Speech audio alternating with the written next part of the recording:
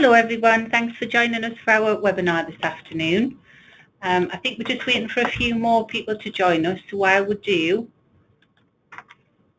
a few introductions. So before we start, my name's Karen Taylor and I work in the curriculum team here at NCFE. It's the role of the curriculum team to support centres with the planning, delivery and assessment of our VCERT qualifications. Joining me today is my colleague from the curriculum team, Caroline Gallagher. Hello there.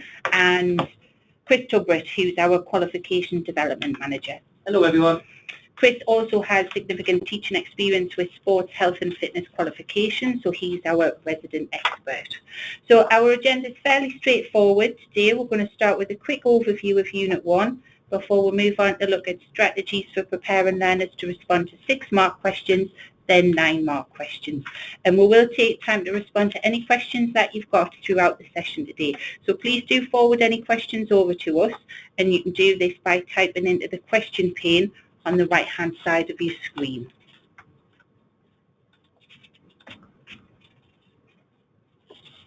So I'm sure some of you will be aware of the structure of the qualification, but we will do a quick recap as a reminder. So Unit 1 is the internally assessed element of the qualification and is worth 40% of the overall grade. And it has been designed for Unit 1 to be delivered first. There are 2 opportunities per academic years for learners to sit the assessment. These are in November and then in March. The assessment will last for an hour and a half and it will be numerically marked out of 80. This will be the learner's raw mark. This is then converted to a UMS mark, which will be a maximum of 160. The UMS mark will then be converted to a grade ranging from a level 1 pass up to a level 2 distinction. And you should be able to see those grade boundaries on the screen there now. These won't change. They will stay the same for each assessment window. What will change is the conversion from the raw mark out of 80 to the UMS out of 160, sorry.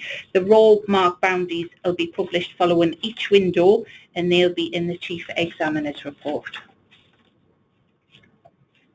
So you can see on this slide a bit more information about the assessment. So Unit 1 is a written assessment and a variety of assessment styles will be used, including multiple choice, short answer and extended response, which is what we're focusing on today.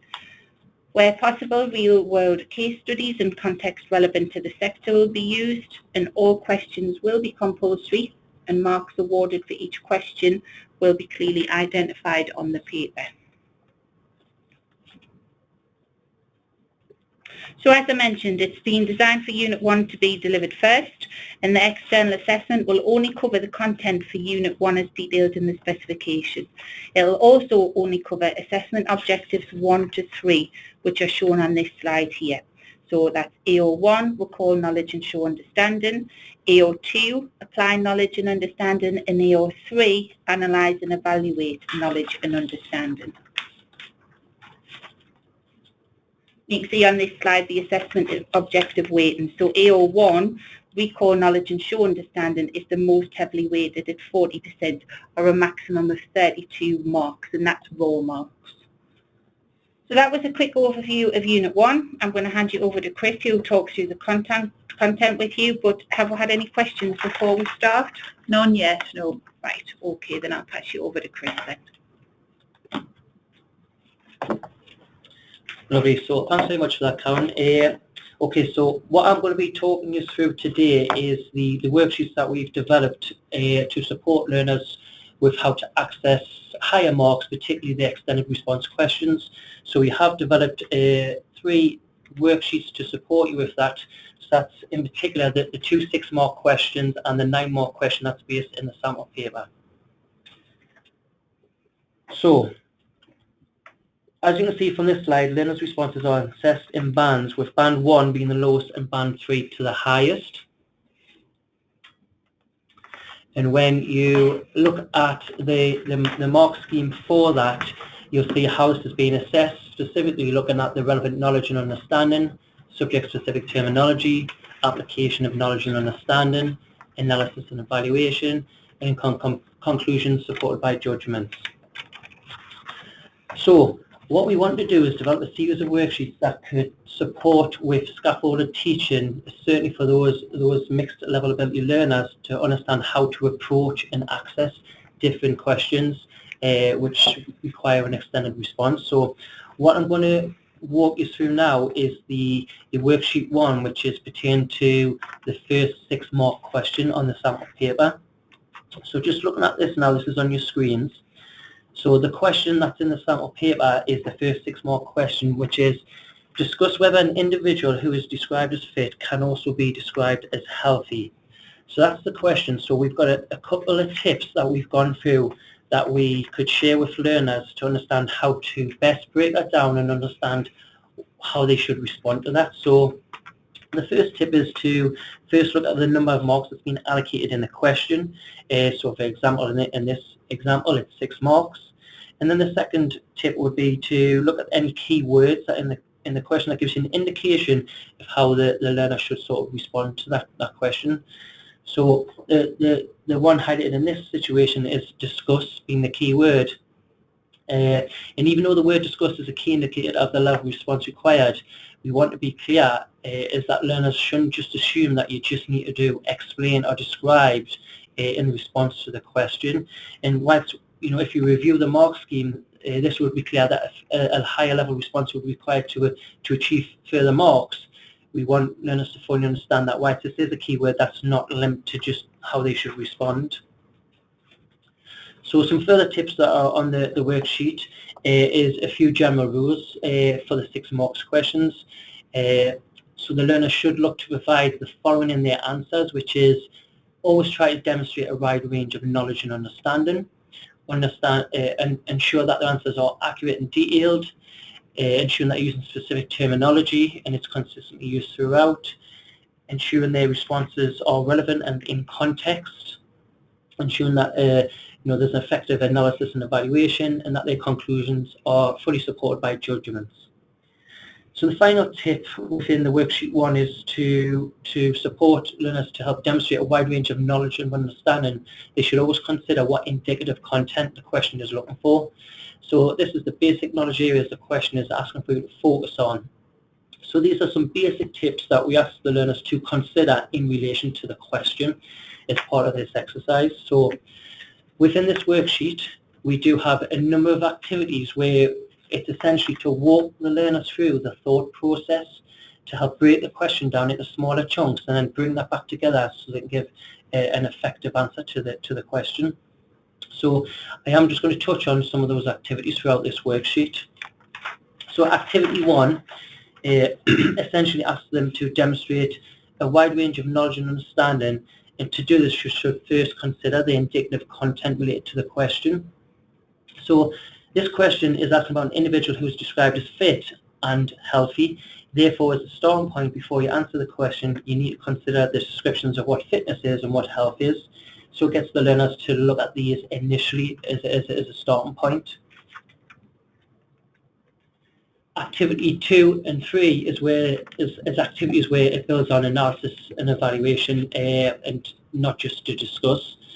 So for activity 2, this is where the learner will look at, to support analysis and evaluation, they should always consider all possible answers to the question and highlight all potential outcomes of the relationship between health and fitness. And that's in activity 2, where activity 3 then goes on to ask them to look at the reasons why someone is described as fit could also be described as healthy, but also the reasons why someone who's described as fit could not also be described. So get them to consider both angles to the potential response to the question. Activity 4 gets the learner to look at good examples to put things into context. So whilst they might have good sweeping statements to put in the response, it also helps if they put that into context and use an example to back that up. So it gets them to consider the different examples they could use in their response. And then activity 5 gets them to start to plan a bit of a structure in terms of how they're going to respond to the question. So we've put in here a bit of a structure in terms of going through fitness can be defined as, healthness can be defined as, and then an individual who is described as fit could be described as healthy because, so it's trying to put things into question and to give supported judgments to their statements. and it walks them through the basic structure of how they could respond to the question, and then draw upon their final conclusion at the bottom. The final activity to this worksheet is to bring all of those smaller points that they brought together to produce a final response to the question, but having particular reference to the key rules in terms of, does it cover a wide range of knowledge and understanding? Is the response accurate and detailed? Do they use a specific terminology, and is this used consistently throughout? Is it relevant? Have they put it into context in terms of using relevant examples? Is analysis and evaluation present, and are the conclusions fully supported by judgment? So what we're trying to do throughout the worksheet is break that question down into smaller bite-sized chunks, get them to a thought process, a bit of a scaffold process, so they can then understand how to approach that question and put a bit of a structure in place for their response. So that's worksheet 1, exercise 1. And for worksheet 1, we've also have an exercise 2, so it's two documents. So this is a sort of a second stage response to the same question. So in this worksheet, the exercise 2 is specifically relating to where the learner can actually review learner responses that have been graded in a band 3, band 2 or band 1 learner response. So on your screens now, you can see a learner response to that question that was in worksheet 1, exercise 1, but then also mark scheme concrete for that band 3 allocation, so essentially feedback from the assessor. So as you work your way through that worksheet, it'll show you the same for band 2 and for band 1. And this is a nice little exercise to get the learners to review the learner responses that have been graded from band 3 to band 1, and ask them to consider 2 different activities, which is on your screen now. So in particular, activity 1 is where you may have the learners doing this individually, in pairs or as a group, but to use a highlighter pen or underline it, but can they identify differences in responses between each answer? So just initial introduction to this activity before they then move on to activity 2, where we want them to consider the step up in responses from band 1 to band 2 and from band 2 to band 3. And this is really from an assessment for learning perspective. It gets the learners to understand the level and nature of the response that they need to produce to be able to access the different grade bands from band 1 to band 3. So for the first 6 mark question, we've developed 2 worksheets. One is about breaking that question down into smaller bite-sized chunks, bringing it together to understand how to approach the response. And then exercise 2 is for the learners to look at responses to that question and to understand the step up in those responses from band 1 to band 3 and how that may be marked in an examination. So that's the first 6 mark question worksheets I've just went through there. So just to give you an overview of what we have developed in the sample external assessment paper, there's 2 6 mark questions and 1 9 mark question. We've produced the 2 exercise worksheets for each of those 3 questions. So I'm not going to go through the other 6 mark question during this webinar, but I am going to move on to the 9 mark question because it does involve some additional sort of things we've embedded within that. But before we do so, do we have any questions that have come in at all? There's a question about, is the qualification format the same in other subject areas? So this format is the same for the technical awards for the combined level 1 and 2, but our technical awards, which are separate level 1 and level 2 qualifications, are a slightly different structure. So we would be glad to help you if you wanted to email in any questions about that. But for business and enterprise, health and fitness and engineering, it is the same structure. Performance subject areas as well. Performance skills are not, sorry. Yeah. Just going back to the responses for those for the 6 mark question. I think when I had a look through, the thing that was most significant was the use of the technical language, and I know we've been talking about providing response to support you with teaching that technical vocabulary. So if you've got any specific things that have worked, any activities that you've done, would be interested in hearing about them, because it does feature quite heavily on the mark scheme, doesn't it? Yes. Use of technical language consistently throughout, subject-specific terminology, and I know the SEND learners in particularly struggle to access that. So any strategies that you've used would be really interested to hear about, to try and get that embedded so they can achieve the higher mark bands. Yeah. And just Joe's asking, where can we get these from the Look ACE? So these on the qual page, Joe, which Chris is just going to move away from the PowerPoint for 1 second, access the NCFE web page here. So that's the main NCFE website, and you can access it through that Key Stage 4 and 5, or you can go via Qual Hub and do a search for the actual qualification. This is Chris just clicking through here, so you can see our current certificate qualifications, and now that's a technical award.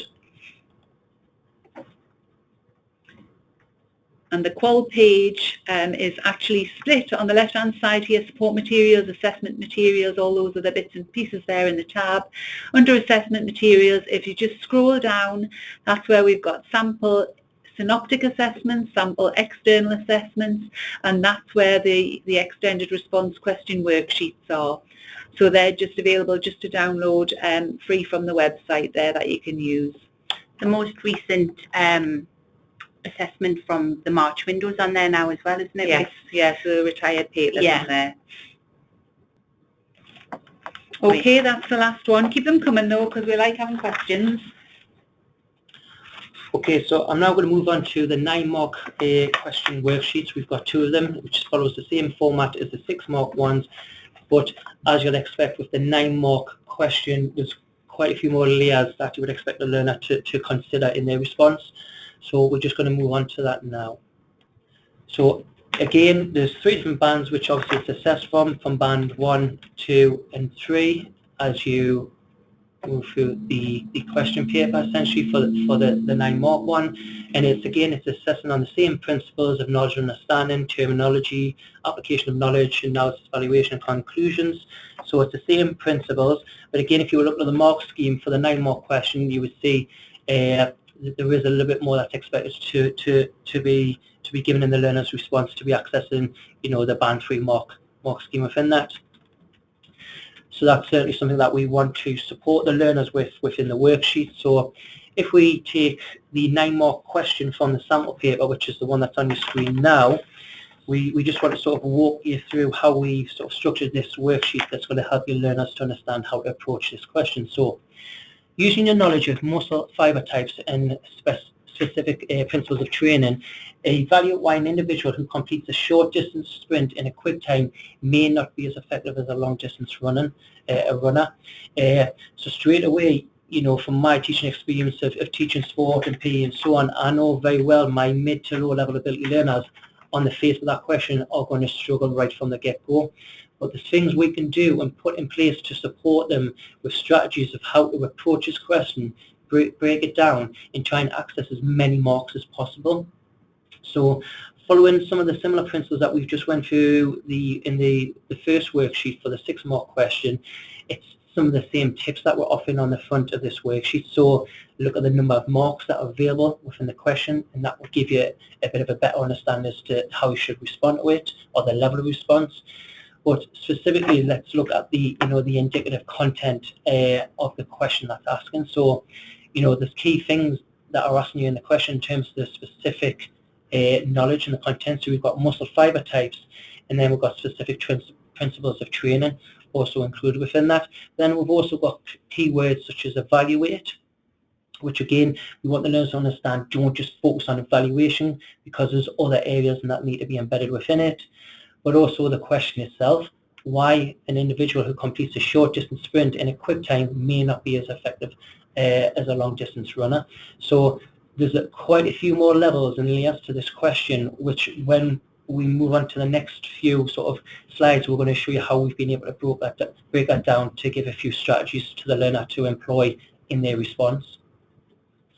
So, okay, so finishing off the tips that are on the front of this page, again, we look at the general rules, which I'll not repeat them all, but they're on the screen. There's the tips number 3 there, where you're looking at a wide range of knowledge. Are you using responses that are relevant and in context? Are your conclusions fully supported by judgments?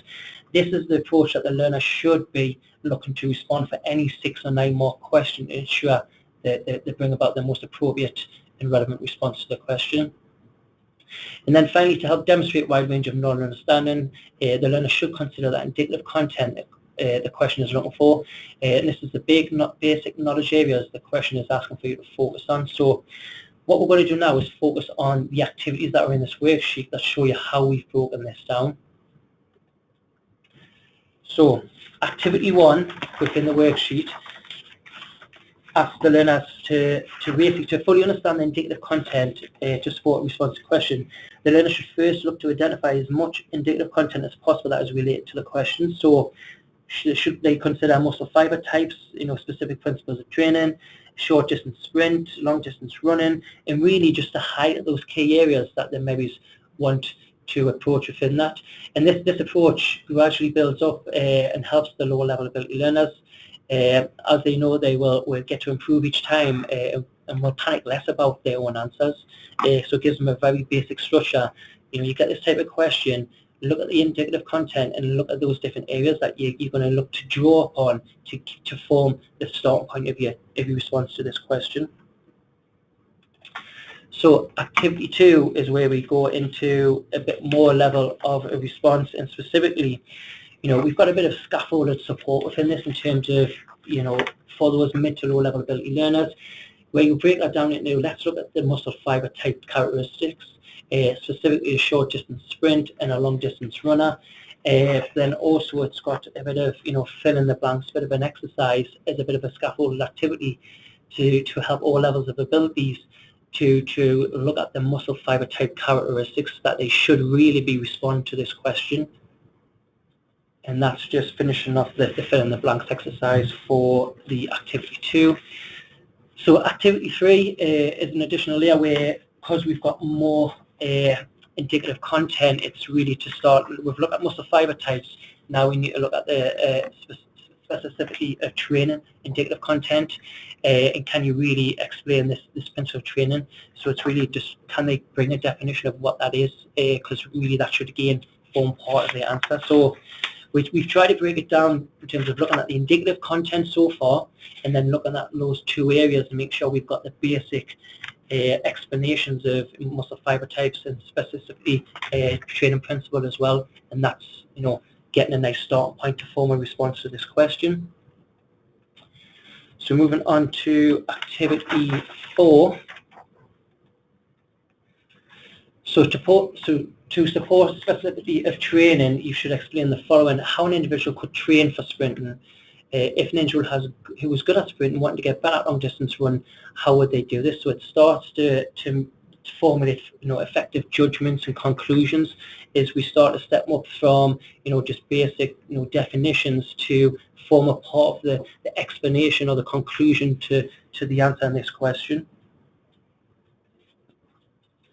And question 5 is really where we get them to consider how they should structure a response to this type of question. And yes, it's quite a lot of sort of points that are on the screen there, but this is a 9-mark question, and really we should employ these type of strategies to ensure the learner can access as many marks as possible to this type of question. And let's not forget, it is a 9-mark question, so the learner is going to have to think about it a little bit in a little bit more detail in terms of how they respond. And as you see, this continues on to the next page. So that is very, very heavily scaffolded, but like I say, this is an exercise to get the learners to consider really how they should structure quite a comprehensive response, because what we want is for the learner to access as many marks as possible from a 9-mark extended response question. And activity 6 is the same as the final activity in the other works, where we come back to what's in the mark scheme. Has the learner been able to demonstrate a wide range of knowledge? Is it accurate and detailed? Have they used specific terminology? Is it used in context? Have they used good examples? Is analysis and evaluation effective? And are the conclusions supported by effective judgments? and then it's getting them to, on their own for this activity, can they produce that fully comprehensive response that's going to allow them to access as many marks as possible. So that's worksheet 1 of the 9-mark worksheet. And again, for accompanying this worksheet, we also have exercise 2, which is the responses to the 9-mark worksheet. So just moving on to the next slide. So this is worksheet 3, exercise 2. So again, walking through this worksheet, it shows you the learner responses to this 9-mark question, and then the assessor's feedback for band 3, for band 2, and for band 1, and following the exact same approach that we have in the 6-mark question. It is a really great activity for the learner to look at those responses, and then maybe on an individual basis or paired basis, can they highlight the differences between the responses, but then being very specific to understand the step up in the learner's response and also the assessor's response from band 1 to band 2 and band 2 to band 3. And this is really going to put the learner in the frame of mind to understand the level of response that was required for the different bands, particularly what we're aiming for band 2, band 3, especially for those learners with middle to low level abilities. So that's the worksheets for the 6 and the 9-mark questions. I'm now going to hand this back over to Karen, but before doing so, do we have any questions that have come in so far? Just the one from Joe. Joe is asking not to do with Unit 1, but when are the samples for the Unit 2 synoptic assessment released? We're just doing final checks, Joe, so watch this space. So there will be a one for the sample synoptic assessment that's on there, but we'll also be retiring the current live synoptic assessment that some centres completed that was released in December. So that will be coming shortly, hopefully into the new session, but that means that you'll have 2 lots of samples and also 2 synoptic briefs to be able to do as a mock with your learners. And hopefully we'll do that each time, you know, as the years go on, we'll just be able to add to that learner work there. So it's a bit of a case of watch this space, but as I say, we'll let you know when those are released. For those of you who are on Facebook, we do have a Health and Fitness Facebook page, which is supported by us. Great for actually asking questions, but also getting support from your peers who are actually delivering that. So if you are on Facebook, if you wanted to send an invite to that, an invite request for that, that would be great, and we'll get you accepted on that. And that's where we give updates about when there's new support materials being released and things like that as just part of the comms. That's the last one for now, but please ask any other questions you've got. We've just got a last couple of slides here with just some last few tips here. So on the screen there you can see that there's stuff, information about self-peer and teacher assessment. So really what would encourage is to obviously work through these activities for the worksheets we've got there, but try and share as much information as you can with your learners. If you share the mark scheme with them, then they can carry out their own assessment or peer assessment on any responses that they produce. And those activities included there where it does ask learners to look at the different responses from the band 3, the band 2 and the band 1 answers that are on those worksheets are really valuable to help them look at what's expected from them. And then they can look through and justify why they've allocated marks when they are assessing their own works. And then lastly, these processes, we know they're time consuming and they are slow to begin with, but once they practice a few times, your learners are going to get quicker. What we want is we want the lower ability in your SEND learners not to be put off when they get to the end of the external assessment. We know the format, we know it starts off with the easier lower mark questions and then builds up to the 9-mark questions. What we don't want is for them to get 2/3 of the way through the paper and then just give up. We want them to be able to attempt, and fair enough, they might not get into the band 3, but every mark counts. You know, it's going to add a few more UMS to their overall grade, which will help them when in preparation for the synoptic project. We all know as well higher ability learners like understanding how their work's going to be assessed as well. So have we had any more questions in? No, that's it for now. Right, okay. Well, thank you for joining us this afternoon. What we'll do, I will send out a copy of this PowerPoint. Chris has showed you how to get onto the website and access these resources. Any feedback you've got would be really welcome, and as I mentioned earlier, if you've got any strategies you'd like to share for helping learners with that subject-specific terminology, would be really interested, because I would like to try and pull together some support for that as well. Just a final comment just before you head off. The grading calculator was updated at Christmas, so we just want to make sure that you've actually downloaded the most up-to-date version of the grading calculator, which is on the assessment tab of the qual page again. So Karen's just going to quickly go into that. So it's the Excel spreadsheet that you use to work out the grade for the internal synoptic assessment, and also allows you to put your external assessment grade in there as well. This was tweaked slightly and updated in at Christmas time, so please make sure that you've actually downloaded the correct version, which is the one that Karen's opening now. We're just checking, it is the purple version, so if you're using a turquoise version, you need to obviously download this one. We've also asked Assessment Design to make a tweak to this. So instead of putting in an exam grade, we've asked for the ability to put the UMS mark in there, which would then calculate an accurate overall grade for the qualification. So rather than giving a minimum and a maximum overall grade for that grading calculator, you would submit in there the UMS mark, and that in the background would work out what the UMS mark for the external assessment and also for your internal assessment, which would then give you your overall grade. So again, just keep an eye out for that. That's not going to affect the grade and how the internal synoptic assessment grade is produced.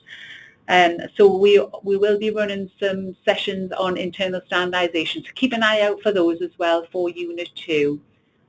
Any ideas about support that we can provide, whether you like this format, anything else that you think we could support you with, please let us know. Yeah.